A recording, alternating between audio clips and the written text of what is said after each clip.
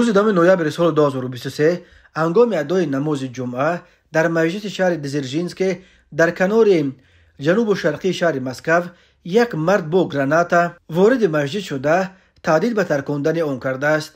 پلیس ولایت مسکو این حادثه را تصدیق کرد و گفت یک مرد 45 ساله به نمازگزاران تهدید کرده است که گراناتای دستش را میتر کند. در ثبت ویدیو دیده می شود که این مرد هنگام ادای نماز وارد مسجد شده کوشش میکند تا چکه گراناتای دستش را بکند. بنا به نقل نمازگزاران که کنار استراژن مسکو از آن نقل قول کرده است، یک مرد به مسجد دزرژینسک اومده درباره دین اسلام گپای نوساز او گفت، مسلمانان را دشمن نامید و فریاد میزد که همه ما را میکشد. در دستش گراناتا داشت و بسیار یک حالت ترس و وایمه به وجود آمده بود. در ثبت ویدیو کامرای نظارتی دیده می شود که در پی این تهدیدها نماز را منع کردند و یک جوان مرد بارش کوتاه به نزد مرد مسلح آمده و دستی که در آن گراناتا داشت گرفته او را با خود به اوری برآورد و در آنجا در پی صحبت طولانی متقاعدش ساخت که گراناتای دستش را بدهد و تسلیم شود. مرد مسلح را سپس کارمندان پلیس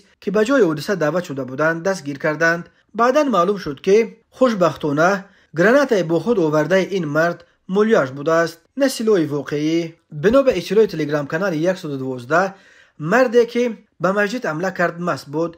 بنا به این منبع ساکن 45 ساله دزرژینسک قبل از حمله در یک سرتراشخانه در دزرژینسک موی سرش را پست کرده در همانجا مشروبات زیاد نوشیده است و سپس یک مولیاژ گراناتا را دزدیده به مسجد رفته است و در آنجا با گراناتا به نمازگزاران تهدید کرده است. بسیاری ها رفتار جوانمردی را که پیش روی مرد مسلح را گرفت قهرمانی و شایسته قدردانی می شمارند، چون که وقتی که او بی سلاح در مقابل آن مرد مسلح ایستاد هنوز نمیدونست که سلاح دستی او سلاح حقیقی نیست. او قهرمانی کرد. می نویسند کاربران نام این قهرمان را نشر نکردند، ولی بسیاری ها می نویسند که او تاجیک است. در ثبت ویدیو در حقیقت دیده می شود که آن مرد با تاجیکی حرف می زند.